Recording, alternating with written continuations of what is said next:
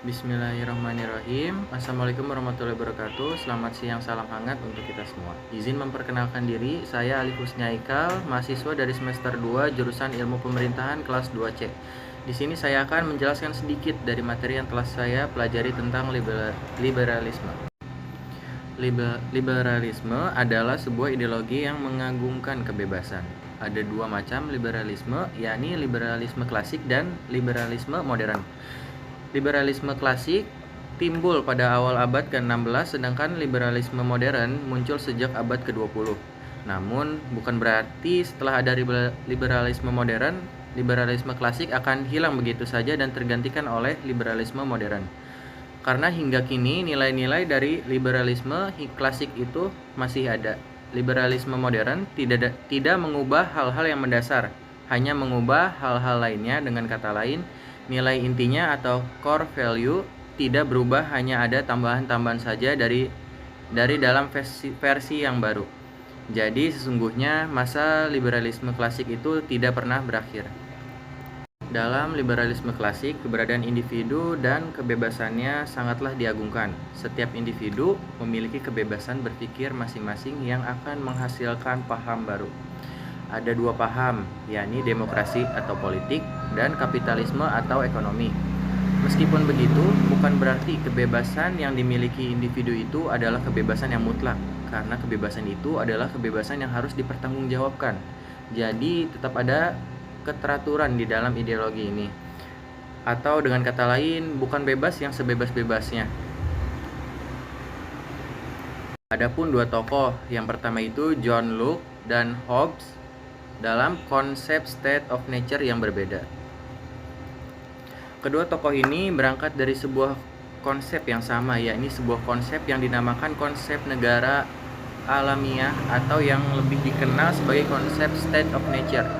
Namun dalam perkembangannya, kedua pemikir ini seperti memiliki pemikiran yang sama sekali bertolak belakang satu sama lain. Jika ditinjau dari awal, konsepsi state of nature yang mereka pahami itu sesungguhnya berbeda. Hobbes berpandangan bahwa dalam state of nature itu berbeda. Individu itu pada dasarnya jelek atau egois sesuai dengan fitrahnya, namun manusia ingin hidup damai.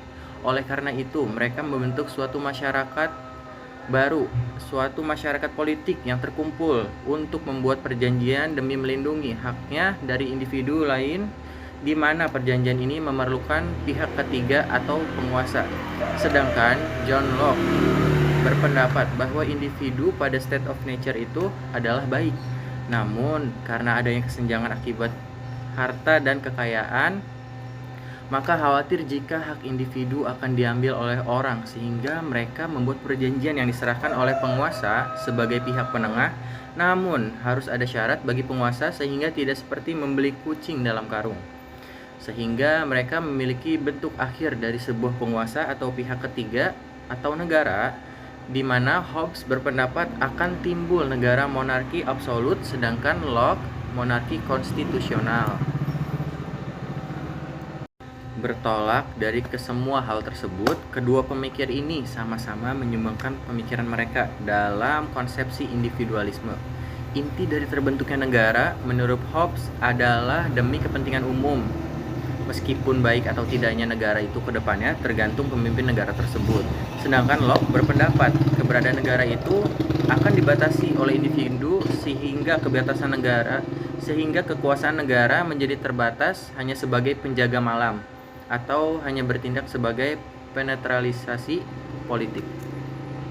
Bertolak dari kesemua hal tersebut, kedua pemikir ini sama-sama menyumbangkan pemikiran mereka dalam konsepsi individualisme.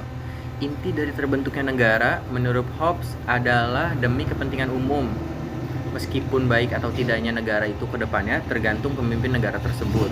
Sedangkan Locke berpendapat keberadaan negara itu akan dibatasi oleh individu sehingga kekuasaan negara menjadi terbatas hanya sebagai penjaga malam, atau hanya bertindak sebagai penetralisasi politik.